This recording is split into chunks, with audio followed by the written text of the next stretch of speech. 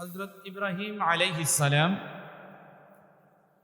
জন্মের সূচনা থেকেই একদম জন্মের শুরু থেকেই বড় পরীক্ষায় পড়ে গেলেন। সুবহানাল্লাহ বল। আল্লাহ তাআলা প্রিয় মানুষদেরকে, প্রিয় বান্দাদেরকে বেশি পরীক্ষা করে থাকেন। ঠিক তেমনি পৃথিবীতে নবীদের মধ্যে একজন যিনি কঠিন কঠিন পরীক্ষার সম্মুখীন হয়েছে তিনি হলেন হযরত ইব্রাহিম খলিলুল্লাহ আলাইহিস সালাম।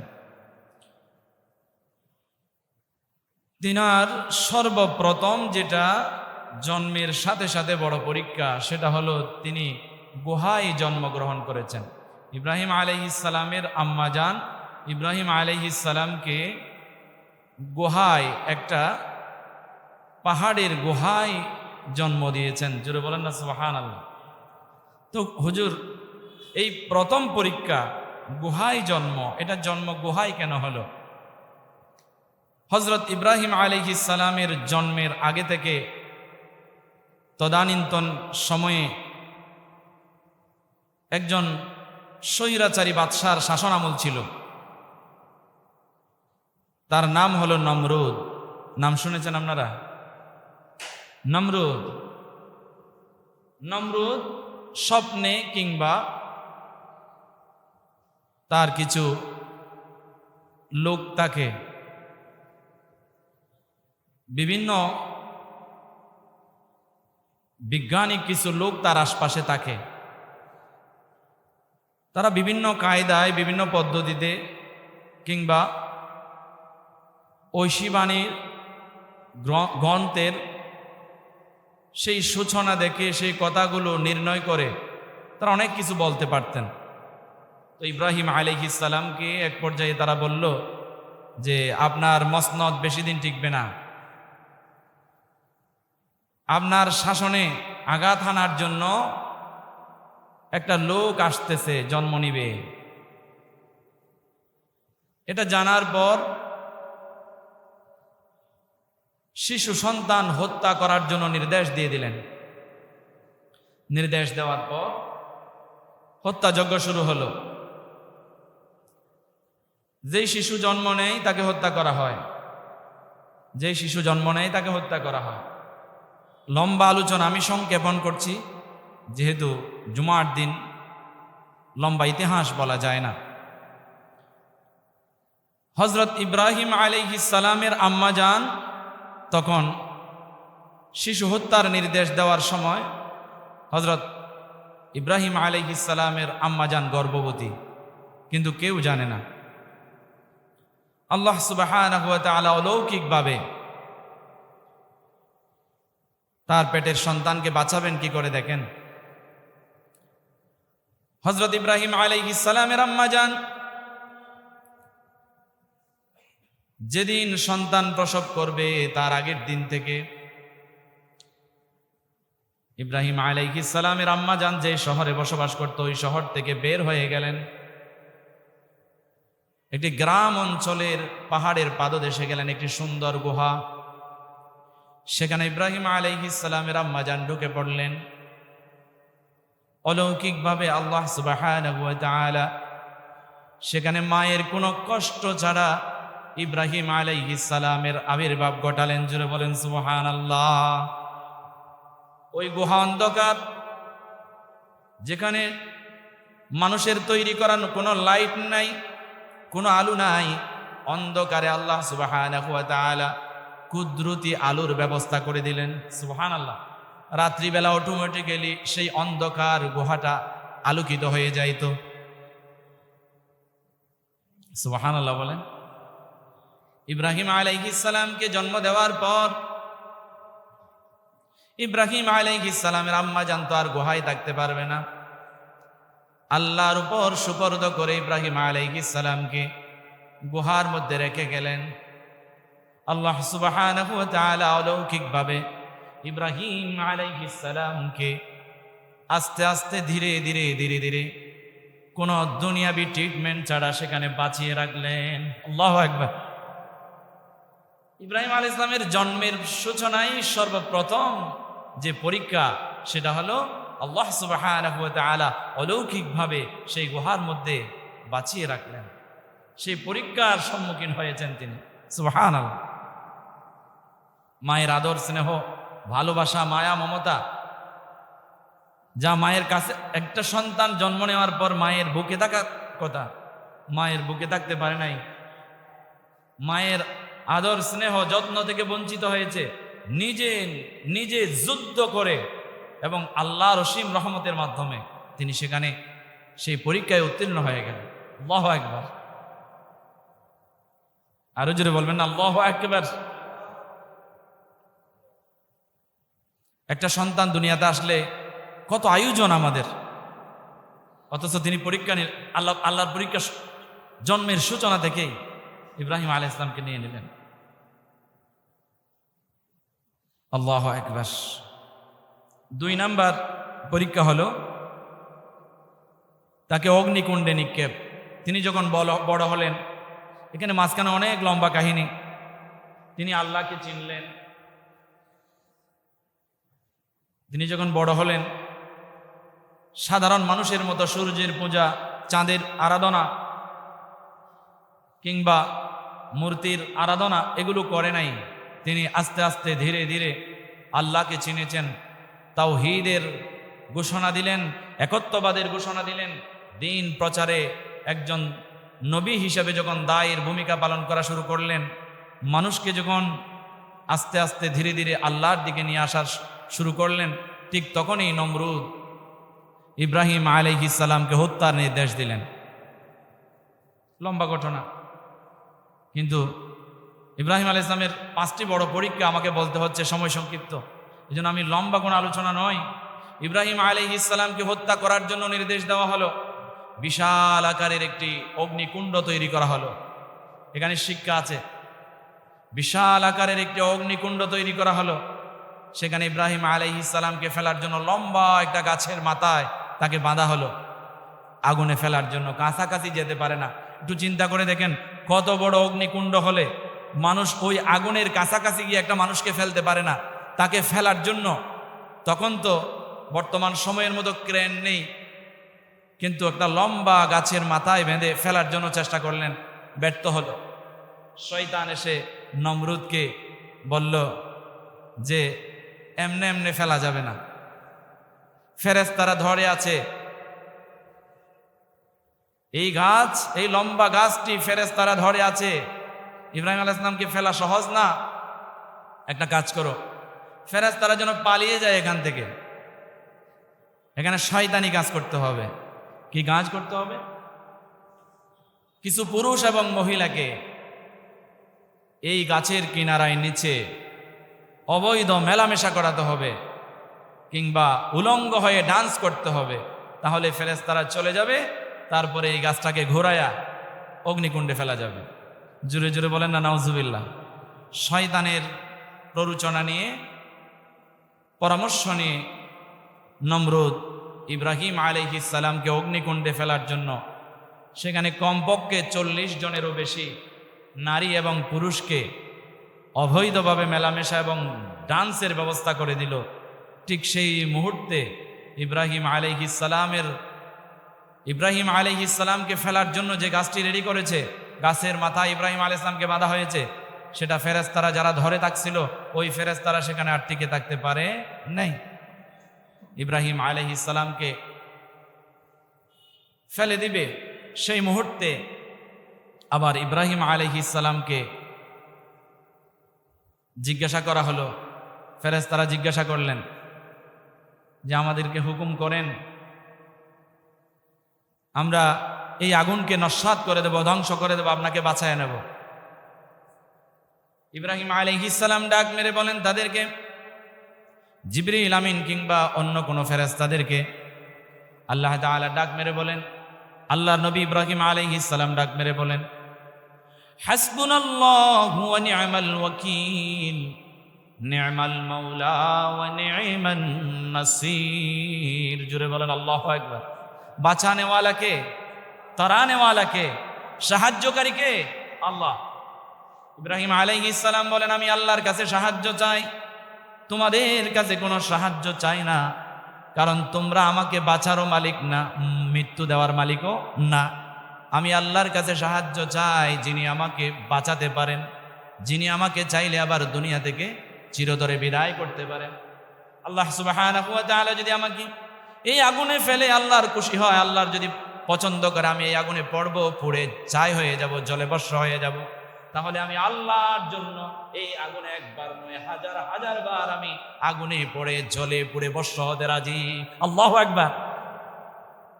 আল্লাহর জন্য আগুনে পুড়তে রাজি। আল্লাহ যদি চায় আমি আগুনে পড়ি। আমার বন্ধুগণ, ইব্রাহিম আলাইহিস সালামকে আগুনে ফেলে দেওয়া হলো। ওই আগুনে ফেলার আগ মুহূর্তে আল্লাহ আগুনকে নির্দেশ জারি করে দিলেন। আগুনের মালিককে, জোরে বলেন কে? আগুনের মালিক আল্লাহ। আল্লাহ নির্দেশ দিলেন, কুরআনুল কারীমে আসছে, কুলনা ইয়া নারু কুনি বারদাও ওয়া সালামান আলা ইব্রাহিম। হে আগুন, আমার ইব্রাহিম আলাইহিস সালামের জন্য তুমি না গরম না ঠান্ডা নাতিশীতোষ্ণ হয়ে যাও। সুবহানাল্লাহ বলেন। বারদাও ওয়া সালামা, নাতিশীতোষ্ণ হয়ে যাও। আল্লাহর নির্দেশ আদেশ পাওয়ার সাথে সাথে এই আগুনের তেজ শেষ। ইব্রাহিম আলাইহিস সালাম আগুনের মধ্যে পড়ে গেলেন, ফেলে দেওয়া হলো। ওই আগুনের ভিতরে জান্নাতি ফুলের বিছানা তৈরি করে দিলেন। তিনি কে? আল্লাহ। সুবহানাল্লাহ বলেন। কত বড় পরীক্ষা! সেখান থেকেও আল্লাহ সুবহানাহু ওয়া তাআলা অলৌকিকভাবে বাঁচায়া নিলেন এবং সেই পরীক্ষাও ইব্রাহিম আলাইহিস সালাম শতভাগ উত্তীর্ণ হলেন। সুবহানাল্লাহ বলেন। এরপরে 3 নাম্বার ইব্রাহিম আলাইহিস সালামকে আরেকটি বড় পরীক্ষা নিলেন, সেটা হচ্ছে জালিম রাজা বাদশা কর্তৃক স্ত্রী অপহরণ। ইব্রাহিম আলাইহিস সালাম যখন ফিলিস্তিন থেকে হিজরত করে যাচ্ছিলেন, মিশরে ঢোকার সাথে সাথে তদানীন্তন সময়ে মিশরে একটা রাজা ছিল, সেটা হচ্ছে খুব নিকৃষ্ট একজন রাজা, খুব খারাপ একজন লোক, স্বৈরাচারী লোক। সেই মিশরের সেই রাজাটা, সেই বাদশাহ কোনো দেশ থেকে সফর করে যদি মিশর দিয়ে কোনো মানুষ কোনো মহিলাদেরকে নিয়ে যেত, হয় সেই পুরুষগুলোকে মেরে ফেলতো, না হয় সরাইয়া দিত, আর নারীগুলোকে সে নিয়ে ফেলতো, বুক করত, কিংবা বাঁধি বানায় রাখত। ঠিক সেই কবলে ইব্রাহিম আলাইহিস সালাম পড়ে গেলেন। 3 নাম্বার পরীক্ষাটা। ইব্রাহিম আলাইহিস সালাম সেই হিজরতের সময় সারা আলাইহাস সালামকে নিয়ে সাথে নিয়ে যাচ্ছিলেন। তখন মিশরের সেই রাজার কিছু গুপ্তচর আছে, তারা গিয়ে বলল যে একটা লোক সুন্দরী একটা নারী নিয়ে যাচ্ছে। হযরত ইব্রাহিম আলাইহিস সালামের সেই স্ত্রী সারা আলাইহাস সালাম অনেক সুন্দরী ছিলেন। মূলত সেই রাজা ইব্রাহিম আলাইহিস সালামের স্ত্রীর রূপের পাগল হয়ে তাকে বন্দী করে নিয়ে গেলেন। নিয়ে যাওয়ার পরে ইব্রাহিম আলাইহিস সালামকে প্রথমে জিজ্ঞাসা করা হলো কিছু লোক পাঠিয়ে, এই মহিলাটি কে? ইব্রাহিম আলাইহিস সালাম বাঁচার জন্য, যেহেতু স্বামী বললে মেরে ফেলতে পারে, একটা মিথ্যা সেখানে বলেছিলেন, হিকমত কাটালেন যে উনি আমার বোন। উনি মিথ্যা বলে নাই, মূলত তিনি ওনার বোন ছিল। কিতাবে আসছে সারা আলাইহাস সালাম ইব্রাহিম আলাইহিস সালাম যেই পিতার সন্তান, সারা আলাইহাস সালাম সেই পিতার সন্তান। সুবহানাল্লাহ। মা ভিন্ন। অন্য বর্ণনায় আরেকটা আছে, এক বর্ণনায় আসছে ইব্রাহিম আলাইহিস সালামের ভাইজি, তবে প্রথম বর্ণনাটাই বেশি গ্রহণযোগ্য। প্রিয় হাজরিন, এবার আসুন, এটা এই কথাটা বললেন, নবীগণ কখনো মিথ্যা বলে না। আমি এটা বোঝাবার জন্য বলছি, হযরত ইব্রাহিম আলাইহিস সালাম তখনও মিথ্যা বলে নাই। তিনি যেটা বলেছেন হিকমত কাটিয়ে বললেন যে তদানীন্তন সময়ে সারা আলাইহাস সালাম হয়তো যদিও ইব্রাহিম আলাইহিস সালামের স্ত্রী কিন্তু বোন ছিলেন, সে কথাটা তিনি বললেন। বলার পরে ইব্রাহিম আলাইহিস সালামের আর কোনো ক্ষতি করলেন না, বন্দি করে রাখলেন, বেঁধে রাখলেন। এরপরে সারা আলাইহাস সালামকে নিয়ে গেলেন। ইব্রাহিম আলাইহিস সালাম আল্লাহর কাছে দোয়া করলেন, সারা আলাইহিস সালাম তিনিও আল্লাহর কাছে দোয়া করলেন, চোখের পানি ছেড়ে, আল্লাহ এই জালিম বাদশা থেকে আমাকে হেফাজত করো, আমার ইজ্জতকে হেফাজত করো। আল্লাহ ওখান থেকে অলৌকিকভাবে বাঁচাইয়া নিলেন। যখন সারা আলাইহিস সালামের দিকে সেই মিশরের পাষণ্ড নিকৃষ্ট সেই রাজা যখন তার দিকে আসবে, হাত বাড়াবে, তার হাত আল্লাহ সুবহানাহু ওয়া তাআলা অবশ করে দিলেন।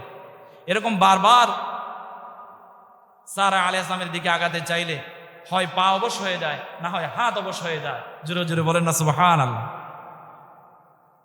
এভাবে অলৌকিকভাবে সেই জালিম বাদশা থেকেও ইব্রাহিম আলাইহিস সালামকে এবং সারা আলাইহিস সালামকে এই কঠিন পরীক্ষা থেকে মুক্তি দিলেন এবং সেই পরীক্ষায় শতভাগ উত্তীর্ণ হলেন। সুবহানাল্লাহ। এরপর আরেকটি পরীক্ষা, সেটা হলো নিজ স্ত্রী পুত্রকে নির্জন বনবাসে দিয়ে আসা। হযরত ইব্রাহিম আলাইহিস সালামের সন্তান ইসমাঈল আলাইহিস সালাম বয়োবৃদ্ধ বয়সে এই সন্তানটা হয়েছে। হওয়ার সাথে সাথে হাজারা আলাইহিস সালাম এবং ইসমাঈল আলাইহিস সালাম শিশু, ছোট্ট। এবার আল্লাহর নির্দেশ পেলেন যে মক্কার অদূরে অমুক জায়গায় তোমার স্ত্রী এবং সন্তানকে বনবাসে রেখে আসতে। সুবহানাল্লাহ বলেন। এই কঠিন কি পরীক্ষা দেখেন। আপনি আপনার সুন্দর স্ত্রীকে ফেলে ঘরে রেখে একদিন বাইরে থাকতে পারেন না, অথচ ইব্রাহিম আলাইহিস সালামের স্ত্রী হাজারা আলাইহাস সালাম এত সুন্দরী, এত সুন্দরী। হুজুর কেমন সুন্দরী একটু বর্ণনা করি। পৃথিবীর ইতিহাসে ইব্রাহিম আলাইহিস সালামের স্ত্রী ছিল কয়জন? দুইজন, হাজারা আলাইহাস সালাম এবং সারা আলাইহাস সালাম। হাজারা আলাইহাস সালামের সৌন্দর্য এত সুন্দর, এত সুন্দরী, এত গুণবতী, এত রূপবতী।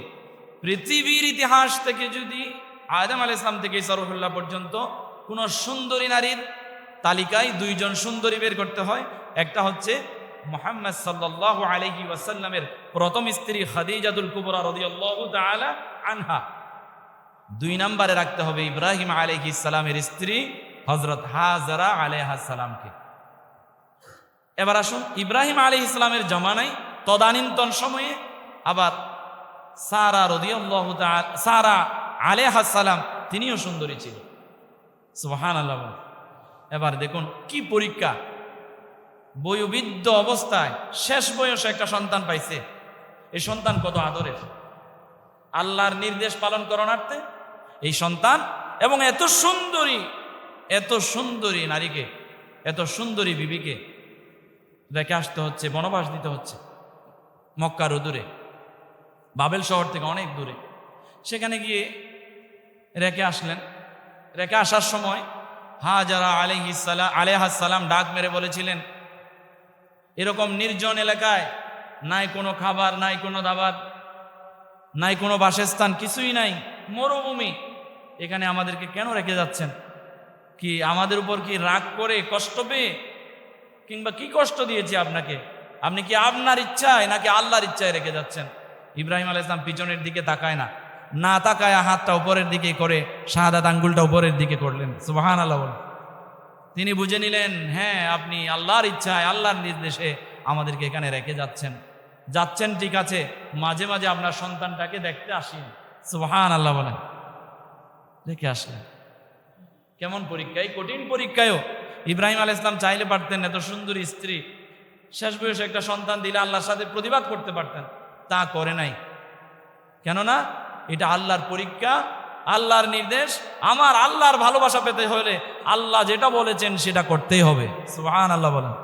এখন আমরা ইব্রাহিম আলাইহিস সালামের সন্তান, মুহাম্মদ সাল্লাল্লাহু আলাইহি ওয়াসাল্লামের উম্মত, আল্লাহর কত আদেশ, কত নির্দেশ, কত নিষেধ অমান্য করি, অসংখ্য, হাজারো, অগণিত। এখন আমরা আসছি কুরবানি করার জন্য। নাউজুবিল্লাহ বলেন। তো হাজারো আপনি ফরজ তরক করে এই যে ওয়াজিব কাজ করতে আসলেন, অথচ ইব্রাহিম আলাইহিস সালাম কত বড় বড় পরীক্ষা দিলেন। দেখেন, আমরা আল্লাহর কাছে দোয়া করি, আল্লাহ আমরা তো ইব্রাহিম আলাইহিস সালামের মতো মানুষ নই, আমরা তো আর নবী নই, আমরা তো সাধারণ মানুষ।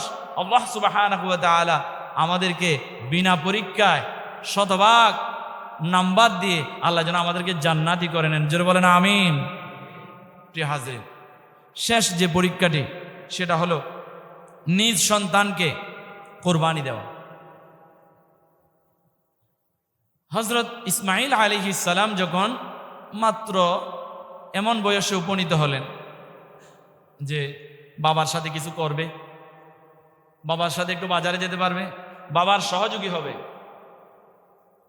বাবা ডাক দিলে শুনবে, এটা নিয়ে আসো, ওটা করো, সেটা করো, এইরকম অবস্থায় যখন উপনীত হলো, বয়সটা যখন ঠিক তেমন, আল্লাহ সুবহানাহু ওয়া তাআলা আবার স্বপ্ন দেখালেন।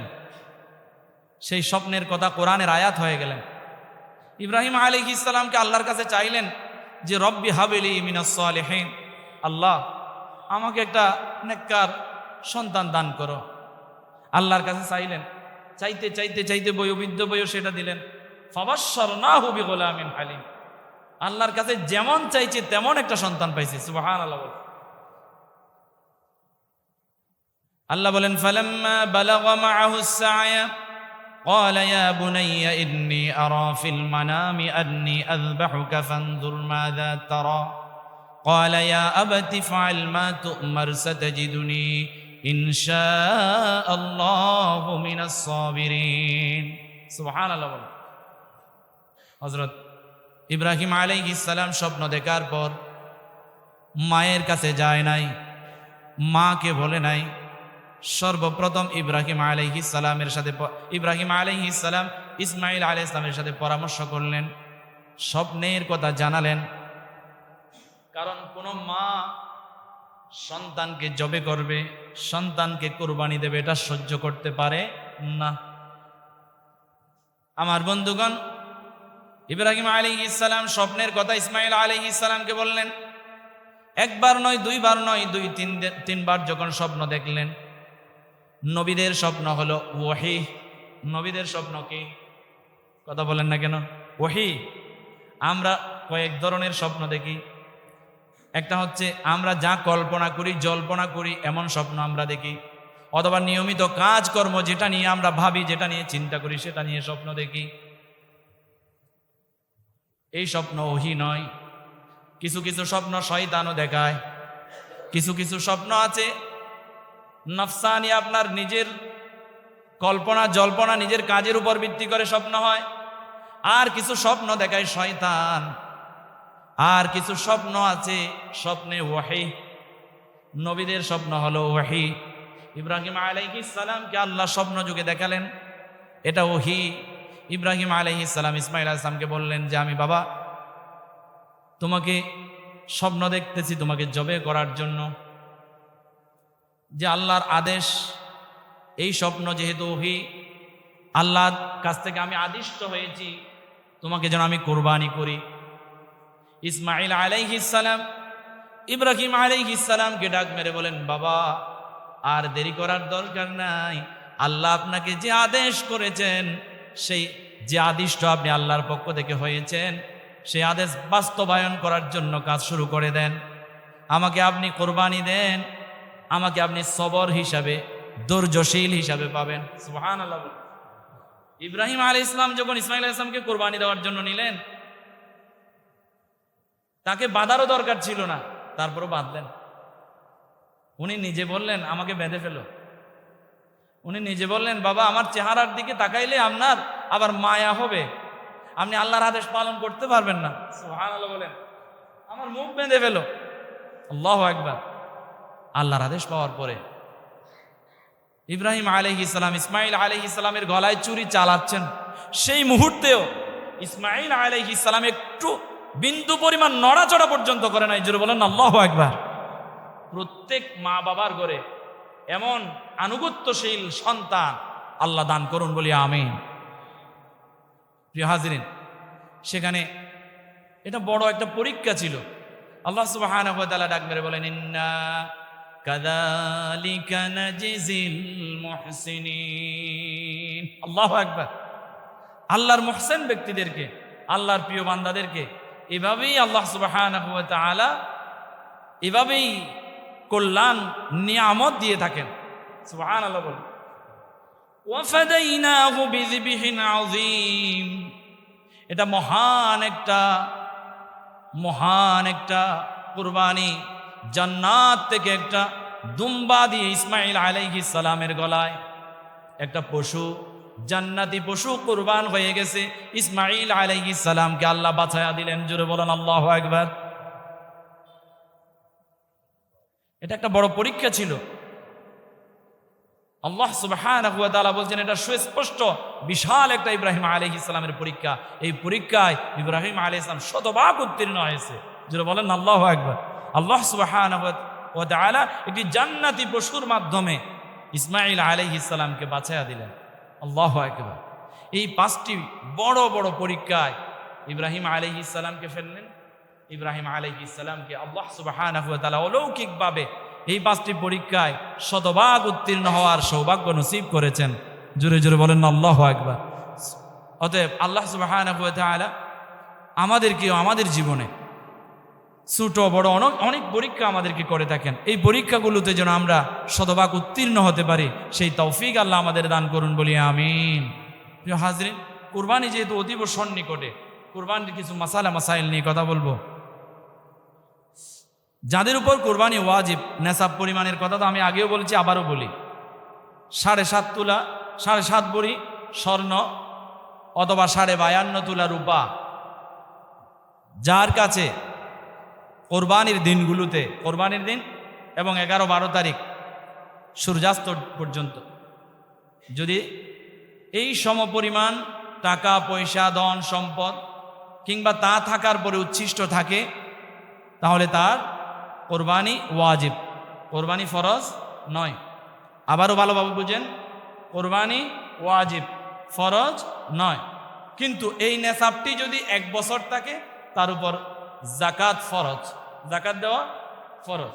জাকাতের জন্য 1 বছর স্থায়ী হতে হবে, আর কোরবানির জন্য ওই কোরবানির 3 দিন স্থায়ী থাকলে তাকে ওই 3 দিন অথবা 3 রাতের মধ্যে কোরবানি করার বৈধতা আছে এবং তার উপর ওয়াজিব। এবার আসুন, কোন কোন মানুষের উপর কোরবানি ওয়াজিব? নেসাব ছাড়াও প্রাপ্তবয়স্ক হতে হবে। নেসাব পরিমাণ সম্পদ থাকলে হবে না, তার প্রাপ্তবয়স্ক হতে হবে। লোকটি ছোট মাসুম, তার উপর কোরবানি ওয়াজিব হবে না। এরপর হচ্ছে সুস্থ মস্তিষ্ক। একজন মানুষের ধন সম্পদ আছে, টাকা পয়সা আছে, নেসাব পরিমাণ সম্পদ আছে, কোরবানি তার উপর ওয়াজিব নয় যদি সুস্থ মস্তিষ্ক না হয়, তার ব্রেইন ভালো হতে হবে। 3 নাম্বার হলো মুকিম হতে হবে, স্থায়ী বাসিন্দা। আপনি সফরকালীন সময়ে আপনার উপর কোরবানি ওয়াজিব নয়, তবে সফর শেষ করে আসলে কোরবানির দিন যদি চলে যায় তাহলে আপনি একটা ছাগল সমপরিমাণ টাকা কিংবা ছাগল আপনি জবে করে সদকা করে ফেলবেন, এটাই হলো নিয়ম। এরপরে হলো প্রত্যেক ব্যক্তির নিজের পক্ষ থেকে কোরবানি ওয়াজিব। আপনার আব্বা আম্মা আপনার জন্য কোটি কোটি টাকা ব্যাংক ব্যালেন্স করে গেছে, আপনার আব্বা আম্মার জন্য কোরবানি করা ওয়াজিব নয়, তবে তাদের পক্ষ থেকে আপনি কোরবানি করতে চাইলে পারবেন। আপনার উপর তাদের পক্ষ থেকে কোরবানি করা ওয়াজিব নয়।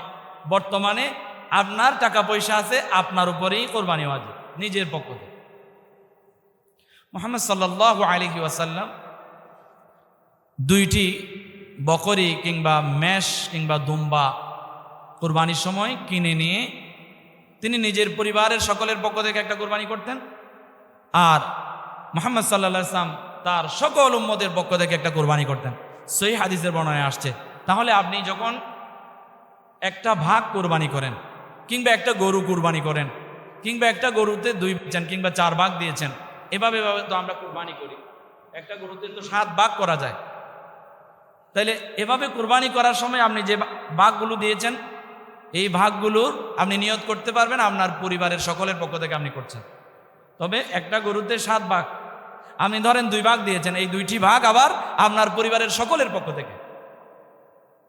আশা করি বুঝতে পেরেছেন। মুহাম্মদ সাল্লাল্লাহু আলাইহি ওয়াসাল্লাম তিনি 2টা বকরি কিংবা দুম্বা কিংবা মেষ কিনতেন প্রত্যেক কোরবানিতে। তখন একটা দিতেন পরিবারের সকলের পক্ষ থেকে, আর একটা দিতেন সকল উম্মতদের জন্য। আল্লাহ রাসূল সাল্লাল্লাহু আলাইহি ওয়াসাল্লাম আমাদের জন্য কোরবানি করেছেন। জোরে বলেন না সুবহানাল্লাহ। সময় যেহেতু সংক্ষিপ্ত, আমি আর কথা বাড়াচ্ছি না।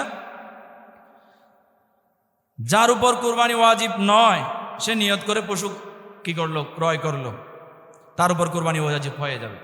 যার উপর কোরবানি ওয়াজিব নয় কিন্তু তারপরও পশু ক্রয় করেছে, আবার সে জানতে পারলো যে তার উপর কোরবানি ওয়াজিব নয়, কিন্তু কোরবানির নিয়তে সে পশু ক্রয় করেছে, এটা কোরবানি করা ওয়াজিব হয়ে গেছে।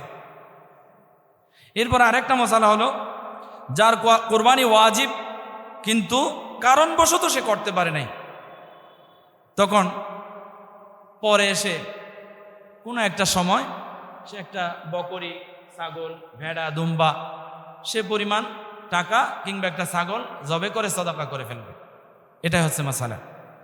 এরপরে 4 ধরনের পশু দিয়ে কোরবানি জায়েজ নাই। 4 ধরনের পশু দিয়ে কোরবানি জায়েজ হবে না। 1 নাম্বার হলো অন্ধ, অন্ধ পশু দিয়ে কোরবানি জায়েজ হবে না। এরপরে হচ্ছে 2 নাম্বার হচ্ছে রোগাক্রান্ত, বড়সড় রোগ হয়ে গেছে, আপনি জানেন এই গরুটা অসুস্থ, রোগে ধরেছে, এই গরু দিয়ে কোরবানি জায়েজ হবে না, এই পশু দিয়ে কোরবানি জায়েজ হবে না। এরপরে 3 নাম্বারে পঙ্গু, পা নাই, একদম পঙ্গু, এমন পশু দিয়ে কোরবানি করা যাবে না। এরপর আহত, কঠিনভাবে আহত হয়েছে, কেউ আঘাত করেছে কিংবা আহত হয়েছে কোনো কারণে, ওই পশু দিয়েও কোরবানি জায়েজ হবে না। আমরা জানি পশুর বয়স, উটের বয়স হতে হবে 5 বছর। পশু যদি উট হয়, উটের বয়স হতে হবে 5 বছর। আর যদি গরু মহিষ হয় তাহলে হবে 2 বছর। আর যদি ছাগল, ভেড়া, দুম্বা এগুলো 1 বছর হলে হবে। তবে 6 মাসের পরে যদি মনে হচ্ছে ওই পশু, ওই ভেড়া, ছাগল, দুম্বাকে দেখে মনে হচ্ছে যে এটা 1 বছর হয়েছে, মানে হৃষ্টপুষ্ট, পুষ্টিক, এমন হলে 6 মাসের পরেও ওই ছাগল, ভেড়া দিয়ে কোরবানি করা জায়েজ আছে। আমাদের কোরবানির পশুগুলো হতে হবে গৃহপালিত। গৃহপালিত পশু ছাড়া অন্য কোনো পশু দিয়ে কোরবানি জায়েজ নাই। আমরা জানি উট, গরু, মহিষ এবং ছাগল, ভেড়া, দুম্বা ইত্যাদি দিয়ে কোরবানি করা জায়েজ। কিন্তু পাহাড়ি গরু, যেগুলো মানুষ লালন পালন করে নাই, আল্লাহর জিম্মায় পাহাড়ে লালিত পালিত হয়েছে, এমনে এমনে বড় হয়েছে, ওই পাহাড়ি গরু দিয়ে, হরিণ দিয়ে কোরবানি হবে না। এরপরে গর্ভবতী পশু দ্বারা কোরবানি, কেউ যদি গর্ভবতী পশু কোরবানি করতে চায় তাহলে জায়েজ আছে। তবে গর্ভে থাকা সেই পশুর গর্ভে থাকা বাচ্চাটি যদি প্রসব সম্ভাবনা হয়ে যায়, খুব কাছাকাছি সময় আসে, তাহলে ওই গরু কোরবানির জন্য না কেনাই উত্তম। যদি কেউ বাচ্চা সহ, গর্ভে আছে এমন বাচ্চা সহ গরু নিয়ে কোরবানি করতে চায়, জায়েজ আছে। আর ওই বাচ্চাটি যদি জবে করার সময় জীবিত পাওয়া যায় তাহলে সেটাকেও জবে করতে হবে। তাহলে যে গর্ভবতী গরু দিয়ে কোরবানি হবে, ওই গর্ভের বাচ্চাটা যদি জীবিত থাকে সেটাকেও জব করতে হবে, তার গোশতও খাওয়া যাবে। কিন্তু ওই গর্ভবতী গরু যদি কেনার পর বাচ্চাটা হয়ে যায়, ভালো করে খেয়াল করেন, বাচ্চাটা হওয়ার পর ওই বাচ্চাটাও জবে করতে হবে, প্লাস ওই বাচ্চার গোশত আপনারা খেতে পারবেন না, এটা পুরোপুরি সদকা করে দিতে হবে। তাহলে গর্ভবতী গরুর গোশত আপনিও খেতে পারবেন, আত্মীয় স্বজন খেতে পারবে, প্রতিবেশীকে দেবেন, নিজেও খাবেন। কিন্তু যেটা বাচ্চা হয়ে গেছে সেটা আপনি নিজে খাবেন না, সেটা পুরোটাই সদকা করে দেবেন। আল্লাহ সুবহানাহু ওয়া তাআলা আমাদেরকে বুঝার তৌফিক দান করুন বলি আমিন। কোরবানির পশু কেনার পর যদি হারিয়ে ফেলেন, ওই মানুষটা যদি ধনী হয়, ভালো করে খেয়াল করেন, কোরবানির পশু কিনেছেন, চুরি হয়ে গেছে কিংবা হারিয়ে গেছে, বিশেষ করে যদি হারিয়ে যায় তাহলে যেহেতু ধনী তিনি তো আরেকটা কিনবেন, কেনার পর আবার হারিয়ে যাওয়াটাও পাওয়া গেল, ওই দুইটা থেকে যে কোনো একটা কোরবানি করলে কোরবানি হয়ে যাবে। তবে দুইটা গরু বা দুইটা পশু, যেটা পাওয়া গেছে সেটা এবং পরবর্তীতে যেটা নেওয়া হয়েছে সেটা, উভয়টাকে কুরবানি করা উত্তম। তবে ওয়াজিব আদায় হয়ে যাবে একটা করলে। কিন্তু এখানে আরেকটা মাসালা, এটা ধনীর বেলায়, যার টাকা পয়সা আছে, ধন দৌলত আছে বেশি। কিন্তু গরিবের বেলায় আপনার গরুটা হারিয়ে গেছে, আপনি যেটা কিনেছেন কোরবানির পশু, আপনার পশুটা হারিয়ে গেছে, তাইলে আপনাকে আর কেনার দরকার ছিল না, যেহেতু আপনার টাকা পয়সা নাই, ধনী নয়, আপনি গরিব। তারপরেও যদি আপনি আল্লাহকে খুশি করার জন্য কোনো একটা পশু ক্রয় করেন, হারানোটা এখনো পান নাই, ক্রয় করার পর আবার হারানোটা পাইছেন, এমত অবস্থায় আপনাকে দুটোটাকেই কোরবানি দিতে হবে, একটা দিলে হবে না। কিন্তু আল্লাহ তো আপনাকে সুযোগ করে দিয়েছিলেন, হারিয়ে ফেলেছেন, চুরি হয়ে গেছে, আপনি গরিব, এই জন্য আপনার পক্ষ থেকে আরেকটা কোরবানি দেওয়া ওয়াজিব নয়, আপনারটা আদায় হয়ে গেছে। আল্লাহ তো আপনাকে সুযোগ দিছে, কিন্তু সেই সুযোগটা না নিয়ে আপনি যেহেতু আরেকটা কিনেছেন, এটাও কোরবানি করতে হবে, আবার হারানোটা পাওয়া গেলে সেটাও কোরবানি করতে হবে।